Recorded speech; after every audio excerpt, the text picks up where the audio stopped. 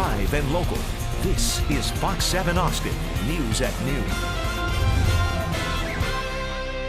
Good afternoon and thank you for joining us. I'm Jacqueline Sarkeesian. It will be 2 weeks before we know whether a Williamson County judge will release Greg Kelly. The 3-day hearing in which Kelly's attorney hoped to get his conviction overturned ended about an hour ago. Fox 7's Noel Newton is live at the Williamson County Justice Center with more. Noel. Police have now identified the man who was killed after a late-night shooting as 19-year-old Quentin Vargas. Police believe the shooting was related to an attempted robbery. Officers say the initial call to 911 came in around 11:30 last night in the 6600 block of Marble Creek Loop. The caller was reporting that shots were fired by several men and one of them was dragged to a vehicle waiting to flee the scene. When officers responded, they could not find a victim, but they did find 3 teenagers walking 2 blocks from the shooting, and that one of them was identified only as a 16-year-old. He was seen tossing a shirt and handgun off the side of the road. Roughly 20 minutes later, police received a call from St. David's South Austin Medical Center saying they had a patient with a gunshot wound. When officers arrived, they were able to determine he was the same victim from the initial call. That victim was Quentin Vargas, who died at the hospital from his injuries. Police tell us they're still questioning those 3 people and have also recovered a weapon. Police also say homicide detectives believe Vargas and other people drove to the 16-year-old's home with the intention of robbing him of guns and drugs. No arrests have been made at this time.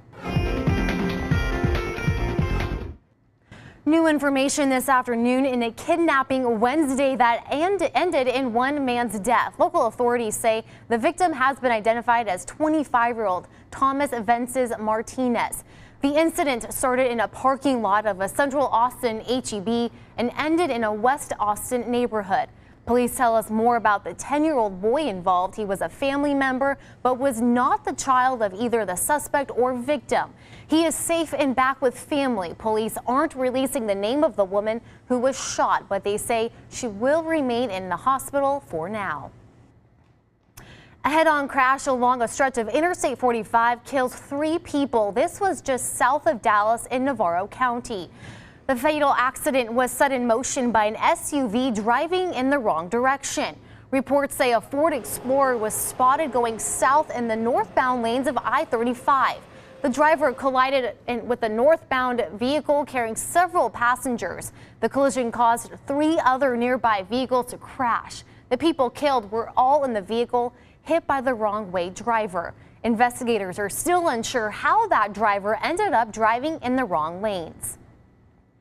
The body of a Texas woman who went missing on Tuesday at the Grand Canyon has now been found.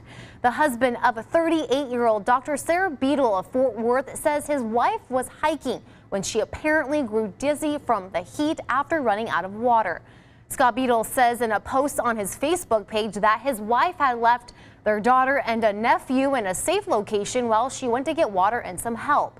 He says that somewhere along the trail she made a wrong turn and got lost. The rangers at the national park believe she died of heat exhaustion. Scott Beadle says another hiker was found and the children gave them water and took them to a camp. Beadle's body was found Wednesday afternoon. Both children, ages 10 and 11, were unharmed. Police in San Antonio say a man is in custody after attacking 2 women with a machete, critically injuring them, and then leading officers on a chase downtown. According to police, the injuries to the women are, quote, very severe, and authorities say they were taken to a hospital. One of the women is in her 30s, another in her 50s. They were both found inside a home that had its front door barricaded. Police say that one of the victims had dated the suspect, and it wasn't immediately clear what prompted the attack. Officers later found the unidentified suspect who led them on a chase before his vehicle struck a pole. He was taken into custody after struggling with officers. And a small plane crash on a Texas highway is caught on camera by an Angelina County constable. Dashcam video captured the crash on Highway 69 in northeast Texas. There were 2 people on board. One was taken to the hospital in serious condition, and the other was treated and released. No word on what caused the crash. President Trump is stopping by the FEMA headquarters for a briefing on this year's hurricane season. Seated at the head of the conference table and joined by many cabinet members, the president thanked Acting Homeland Security Secretary Elaine Duke and gave a shout out to her department's, quote, incredible team. The Federal Emergency Management Agency is responsible for coordinating responses to disasters such as hurricanes. In May, federal officials predicted that the U.S. could face 5 to 9 hurricanes this season.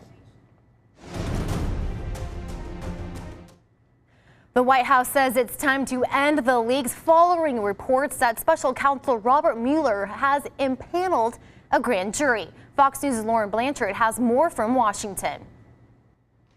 The Secret Service has left its command post inside Trump Tower in Manhattan.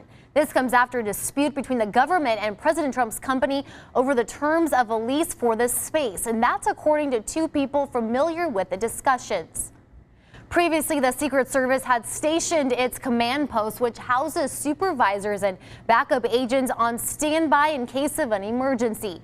A spokeswoman for the Secret Service says the agency is working to, quote, maintain a permanent workspace in an appropriate location. She added that throughout this process, there has been no impact on the security plan developed by the Secret Service.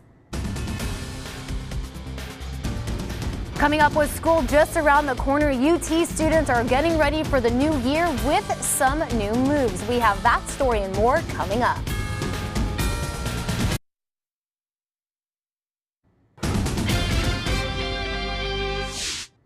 A Taliban suicide bomber strikes a NATO patrol in Afghanistan, killing a service member and 2 civilians.